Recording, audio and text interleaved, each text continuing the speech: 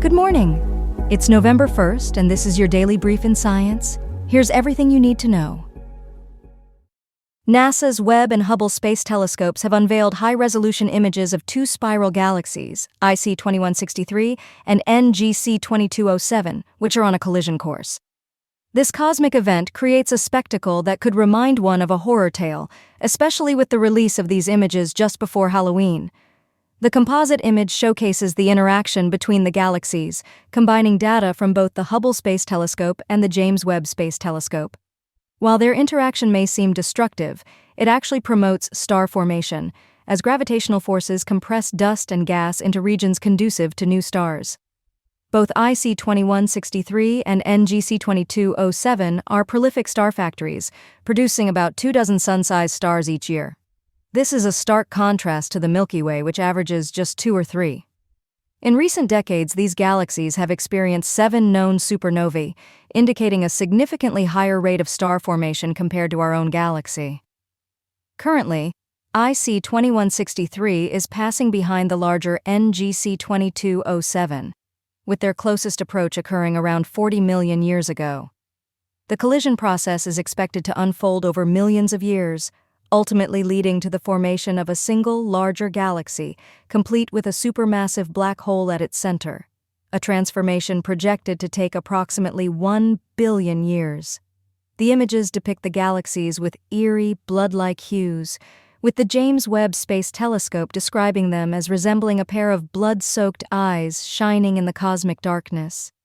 Bright blue areas in the Hubble images indicate ongoing star formation, while JWST's mid-infrared data reveals intricate dust distributions, showcasing the dynamic nature of these galaxies.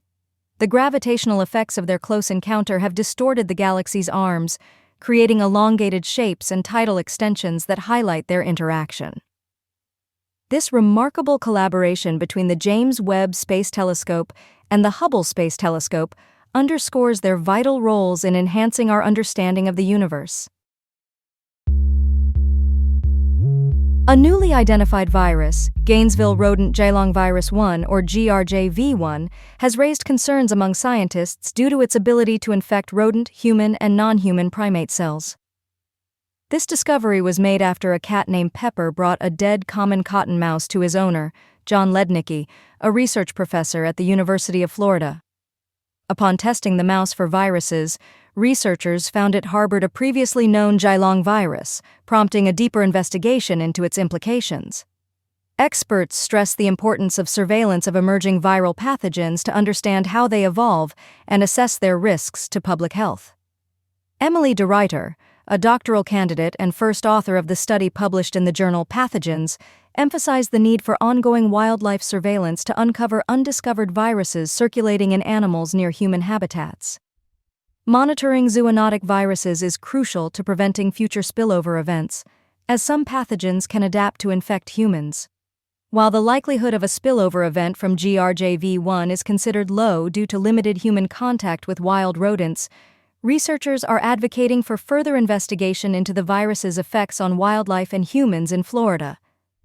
The health impact of GRJV1 on humans remains unknown, but Geelong viruses have been associated with severe respiratory illnesses in rare cases, featuring symptoms such as cough and fever. Pepper the cat did not show any symptoms after interacting with the virus-carrying mouse, suggesting that cats generally do not become ill from rodent-borne viruses, although more research is warranted.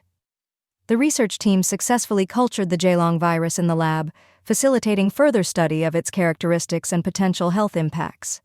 Cotton mice, native to the southeastern United States, typically inhabit swamps, forests, and fields, and may occasionally enter human homes. Dr. Lednicki reassured the public that while existing viruses transmitted from rodent waste are rare, GRJV1 is not currently considered a significant immediate threat. A recent study led by the Center for Addiction and Mental Health has unveiled promising results in the fight against cognitive decline in older adults at risk for dementia. This research, published in JAMA Psychiatry, emphasizes the potential of a combination therapy that merges cognitive remediation with transcranial direct current stimulation. The study involved 375 older adults, specifically targeting those with major depressive disorder in remission and mild cognitive impairment. Participants underwent therapy 5 days a week for 8 weeks, followed by booster sessions every 6 months.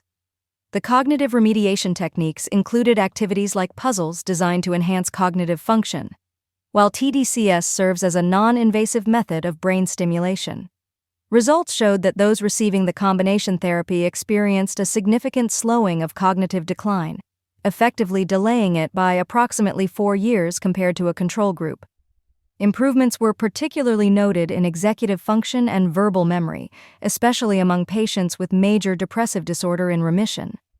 Dr. Tarek Raji, the lead author, highlighted that the therapy's benefits were sustained even after 7 years of monitoring, indicating its potential to help vulnerable individuals maintain independence longer.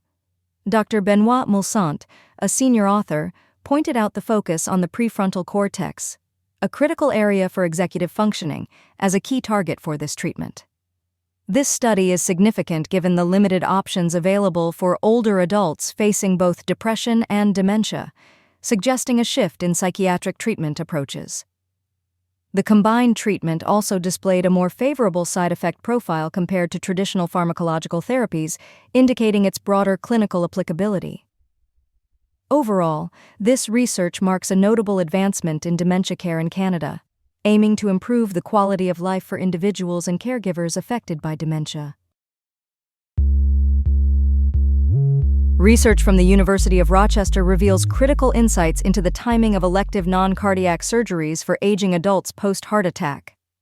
The study indicates that delaying these surgeries by 3 to 6 months can significantly lower the risk of life-threatening complications.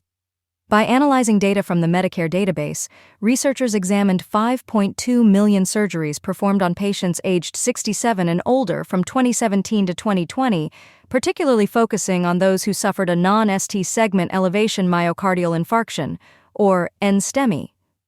The findings show that most serious post-surgical complications arise within the first 30 days after surgery. Risks decrease notably during the first 90 days and stabilize over the next 180 days. Current guidelines from the American College of Cardiology and the American Heart Association suggest a 60-day waiting period after a heart attack, based on older data from 1999 to 2004. Lead author Dr. Laurent Glantz pointed out that these guidelines are outdated and need revision to better reflect the advancements in patient care and the diverse health profiles of today's patients. The study calls for updated decision-making guidelines for surgical procedures following heart attacks, aligning with contemporary medical practices and demographic changes. Aging patients often face multiple health challenges, complicating decisions on the optimal timing for surgeries to ensure their quality of life. Co-author Dr. Marjorie Gloff highlighted the frustration of patients who must postpone elective surgeries, such as knee or hip replacements, after experiencing a heart attack. The research emphasizes the importance of establishing optimal timing for subsequent surgeries, particularly for the most common type of heart attack, NSTEMI. Contributions to this study came from experts at URMC, Rand Health, Washington University, and others, with funding from the National Institute of Aging and various national institutes. The research suggests that waiting longer than 180 days post-heart attack may actually benefit patient outcomes, as risk levels tend to stabilize after this period. Overall, these findings could lead to significant changes in clinical decision-making for elective surgeries in high-risk elderly populations. A recent study published in Scientific Reports sheds light on a troubling connection between racism and brain development in infants.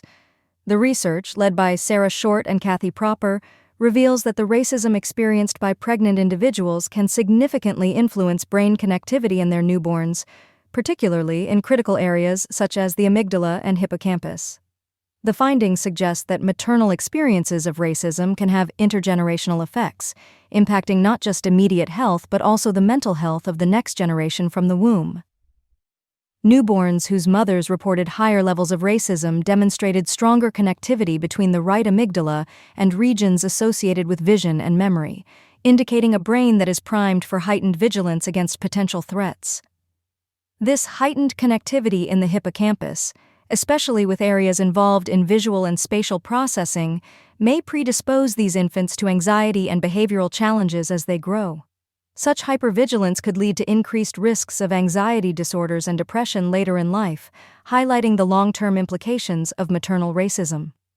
The study emphasizes that prenatal brain development is particularly susceptible to stress, including that caused by racism, which can affect fetal development through the transfer of stress hormones across the placental barrier. Future research should focus on larger and more diverse populations to better understand how various stressors, such as poverty and trauma, interact with the health of BIPOC families. Tracking the early brain changes resulting from maternal racism is essential to understand their impact on behavior and mental health over time. Addressing systemic racism is crucial to mitigate these negative effects, underscoring the need for community resources, improved access to mental health care, and policy changes to support BIPOC individuals. The Healthy Minds Innovations Framework suggests practical steps for combating racism through awareness, connection, insight, and purpose, promoting well-being in individuals and communities. This has been your daily brief in science. To read more about these stories, follow the links in the episode bio. You can also subscribe to these updates via email at www.brief.news. For more daily podcasts about the topics you love, visit brief.news/podcasts. We'll be back Monday with everything you need to know.